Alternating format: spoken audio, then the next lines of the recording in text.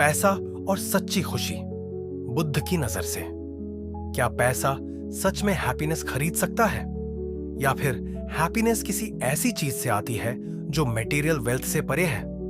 आज के दौर में पैसा ही हैप्पीनेस की चाबी माना जाता है। लोग वेल्थ के पीछे भागते हैं, यह सोचकर कि बड़ा घर, लग्जरी कार या हाई पेइंग जॉब उन्हें लास्टिंग जॉय देगा। लेकिन क्या सच में पैसा हैप्पीनेस की गारंटी है, या फिर असली हैप्पीनेस कहीं और छुपी है? बुद्धिज्म हमें एक अलग नजरिया देता है, एक ऐसा नजरिया जो सिखाता है कि हैप्पीनेस चीजों में नहीं बल्कि माइंड में होती है।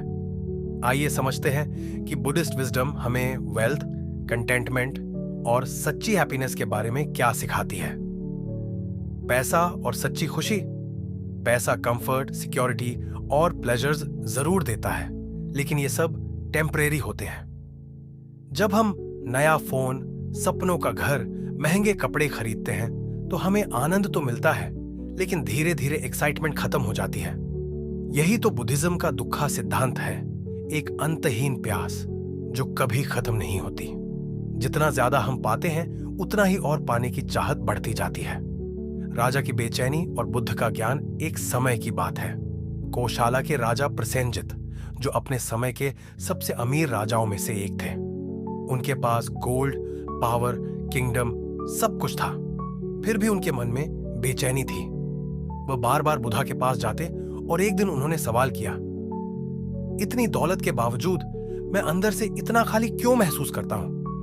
बुद्धा ने जवाब दिया, जो इंसान 100,000 सोने की मुद्राओं के बावजूद असंतुष्ट है वह हमेशा और चाहेगा, लेकिन जिसे मन की शांति मिल गई वह थोड़े में भी सच्चा अमीर है। बुद्धा का मिडिल वे, संतुलन का मार्ग। बुद्धिज्म पैसा कमाने को गलत नहीं मानता, लेकिन यह हमें मिडिल वे अपनाने को कहता है। न एक्सट्रीम पॉवर्टी, न एक्सट्रीम लग्जरी। बहुत अधिक पैसा अटैचमेंट बढ़ाता है और बहुत कम सफरिंग देता है। हमें पैसा वाइजली इस्तेमाल करना चाहिए, अपनी जरूरतें पूरी करने के लिए, न कि उसकी गुलामी करने के लिए। सच्ची दौलत देने में है, पाने में नहीं। बुद्ध के समय में अनाथापिंडिका एक अमीर व्यापारी था, लेकिन अपनी काइंडनेस के लिए मशहूर था। जब उसने पहली बार बुद्ध के बारे में सुना तो उसे उनसे मिलने की स्ट्रॉन्ग डिजायर हुई। जब वह राजगृह पहुंचा तो इतना प्रेरित हुआ कि उसने बुद्ध के लिए एक मोनेस्ट्री बनाने का सोचा। उसने एक सुंदर छोटा जंगल देखा जो प्रिंस जैटा का था। जब उसने इसे खरीदने की इच्छा जताई तो प्रिंस जैटा हंसते हुए बोला, अगर तुम इस पूरी जमीन को सोने के सिक्के से ढक दो तभी मैं इसे बेचूंगा। बिना एक पल गंवाए अनाथापिंडिका ने जमीन पर सोने के सिक्के बिछाना शुरू कर दिया।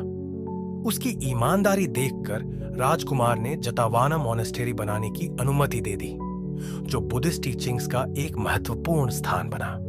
बुद्धा ने कहा, जो सच्चे मन से देता है वही सच्ची हैप्पीनेस पाता है।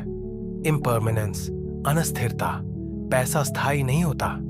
बुद्धिज्म का एक महत्वपूर्ण सिद्धांत है अनिका, यानी इम्परमानेंस, अनस्थिरता। जीवन में कुछ भी परमानेंट नहीं है, यहां तक कि मनी भी नहीं। आज आप अमीर हैं, कल सब कुछ चला जा सकता है। अगर हमारी हैप्पीनेस केवल पैसे पर टिकी है तो हम हमेशा इसे खोने के डर में झेंगे। एक कहावत है, जिसके पास ढेर सारा धन है लेकिन बेचैन मन है, वह उस गरीब आदमी से भी गरीब है जो चैन की नींद सोता है। तो सच्ची खुशी कहां है? लोग मानते हैं मोर मनी मतलब मोर हैप्पीनेस, लेकिन स्टडीज और बुद्धिस्ट विजडम कुछ और कहती है।